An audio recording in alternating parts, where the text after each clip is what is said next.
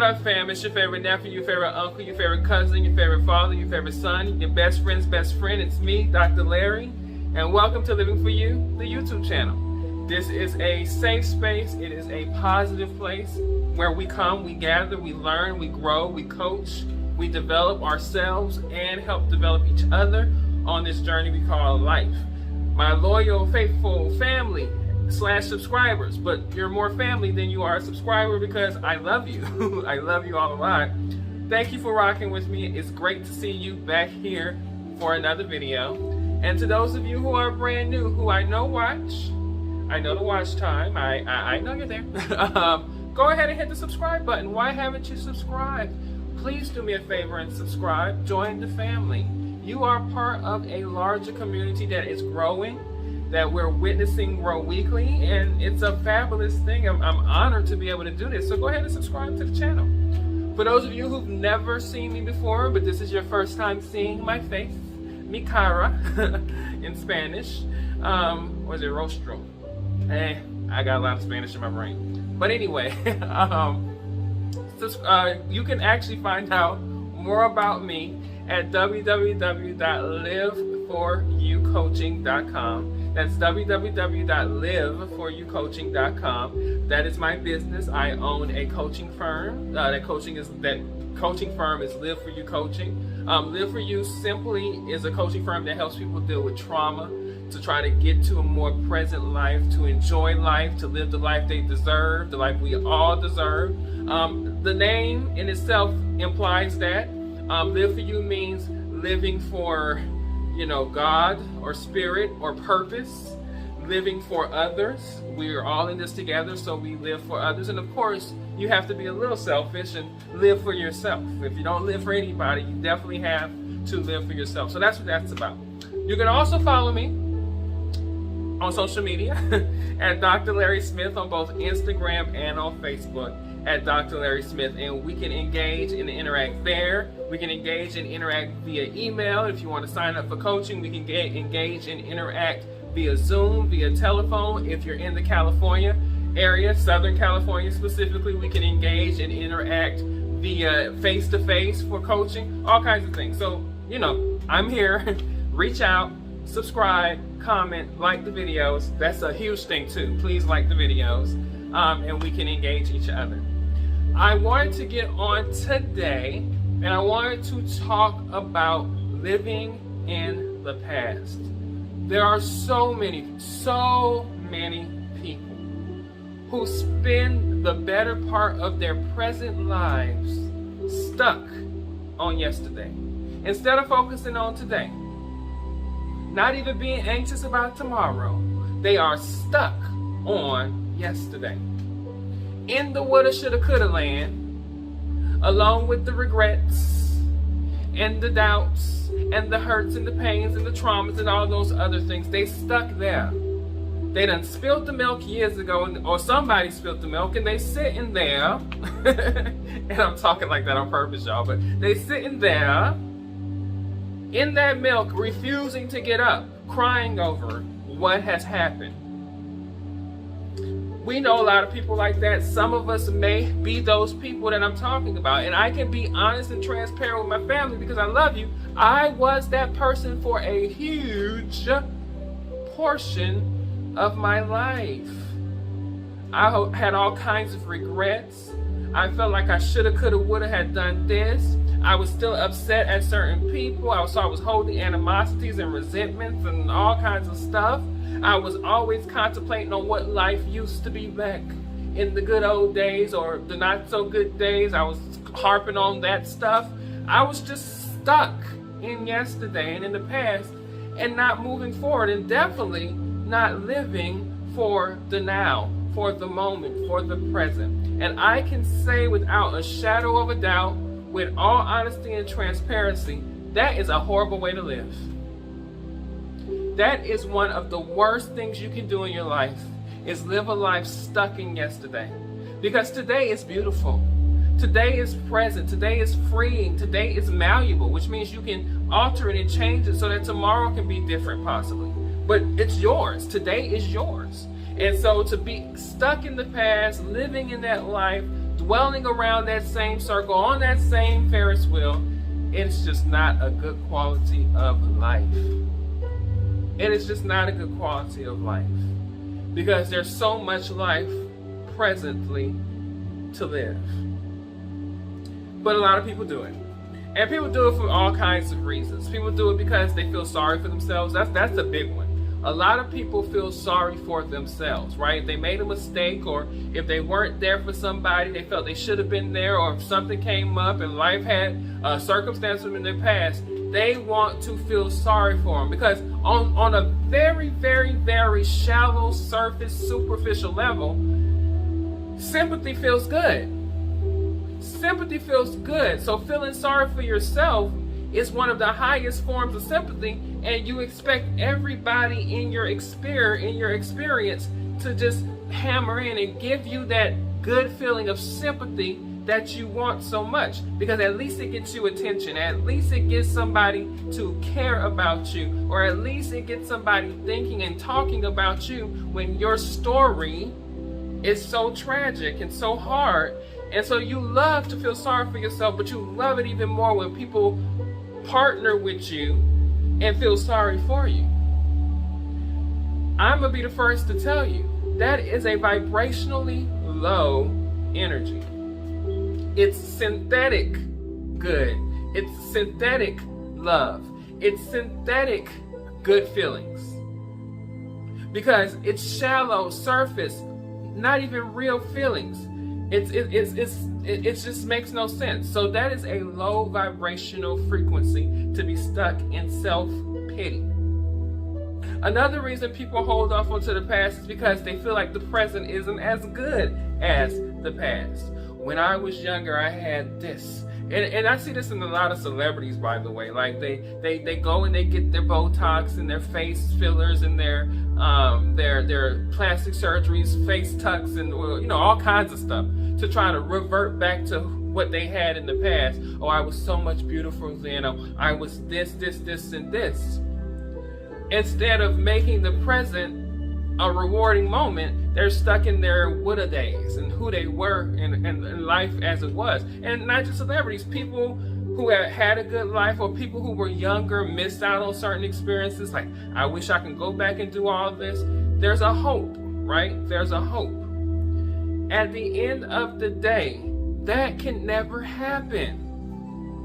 It'll be like me sitting here and saying, you know what, I hope one day that I can put the Eiffel Tower or the Golden Gate Bridge or the Statue of Liberty in my pocket. The actual monument itself, I want to hold it in my hand and put it in my pocket. That's never going to happen because, one, they're too big, and two, it just doesn't seem realistic. It just doesn't seem realistic. So just because you focus and live in the past and think about the past and harbor and hope and hold on to the past doesn't mean you're ever going to change the past. You're never going to change the past. You can't go back in time. And so at the end of the day, why hold on to something that you can't change and ignore the present, which is in your capability, power, and will to change? Why not free yourself to make the life that you deserve and you want now? And then, of course, the last but most pressing issue people have when they hold to the past is regrets. I wish I could have done this. I should have done this, and all of this other stuff. Regrets keep people in the past. But what regrets also remind you of is your failures. And when you magnify those failures, you begin to mimic or emulate or imitate those same failures in your present life.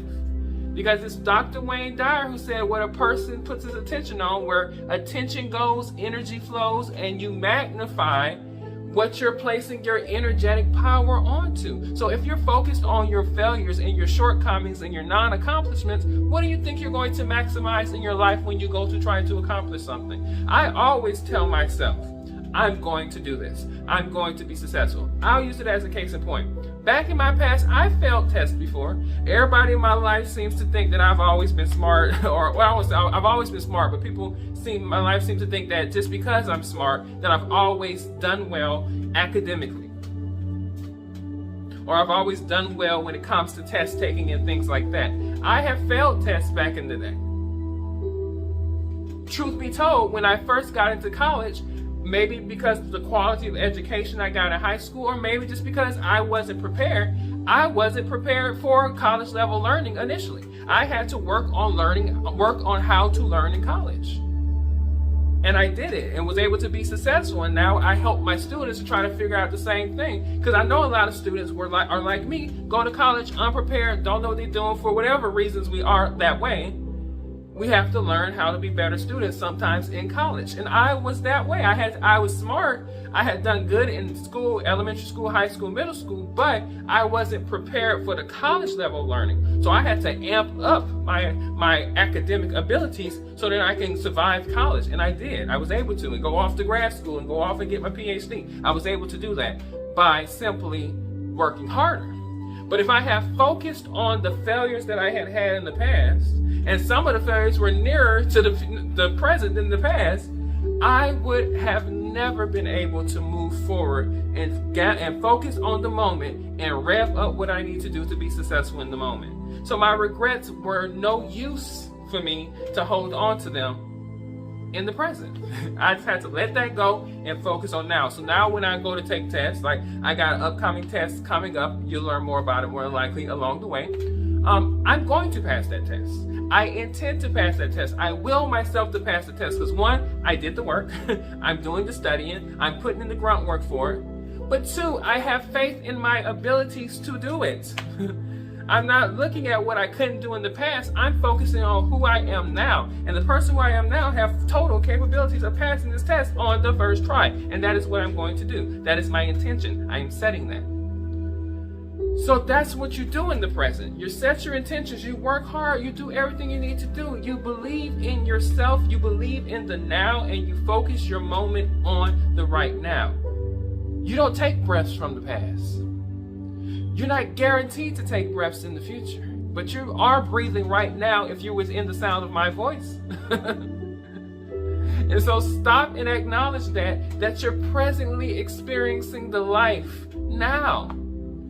How can you enhance and engage and enjoy this life you got now?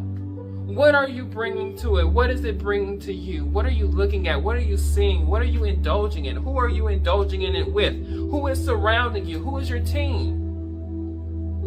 Because if you got a strong team, they're not going to allow you to fall back into yesterday. And guess what? I'm that friend. I will be straight up honest. I am that friend. I am that friend if you come talking to me about woulda, coulda, shoulda, how I woulda did it in the past, blah, blah, blah, blah, blah, blah, blah. I'm that friend that tell you, but what are you doing now? Who are you now? How are you living and loving now? I'm going to always remind you to come back today. I'm always remind you to take that trip back to right now. And that's irony, family. That's irony because I'm a history professor. I have studied history for a very long time. So I engage in the past. I investigate in the past. I read and I study in the past, but I don't live in the past. I don't. I look to the past as an opportunity to learn something useful for me today. How can I take the knowledge and wisdom and inspiration I got back there and create and use and build on what I have today?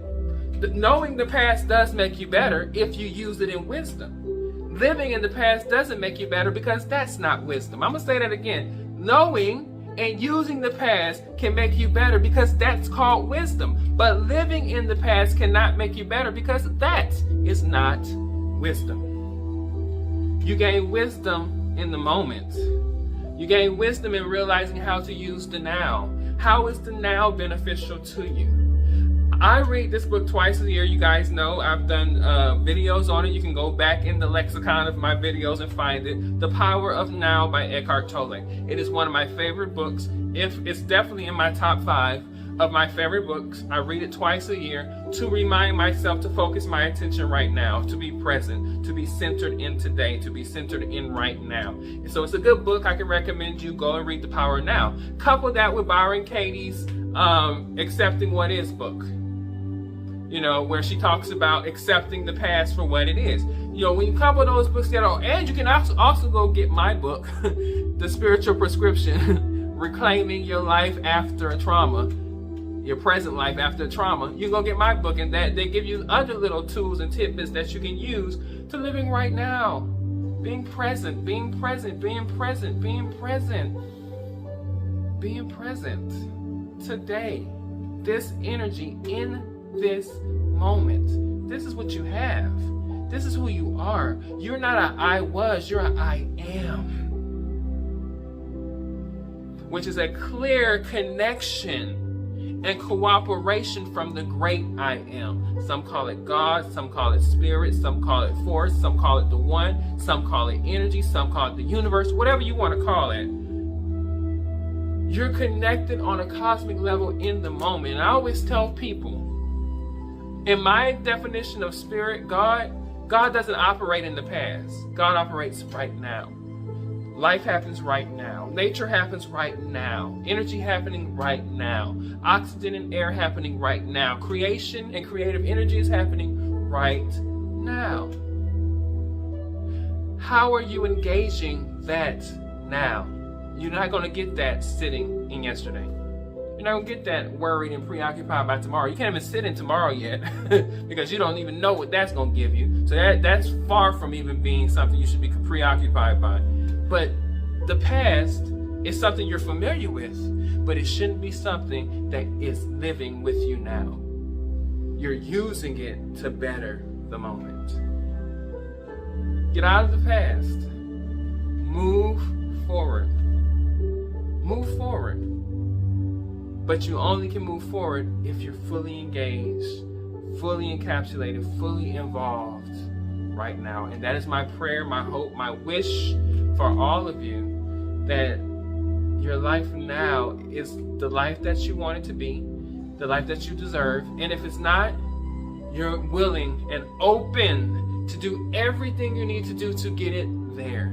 Whether it's find a coach, whether it's hiring me for coaching, whether it's reading books, my book, other books, whether it's taking courses, my courses, other courses, coming here and watching these videos on the present and learning from them, talking to a friend who is present-minded and presently motivated, all of that stuff, whatever you need to do, you should be working very, very hard to make sure you're aligned with the now.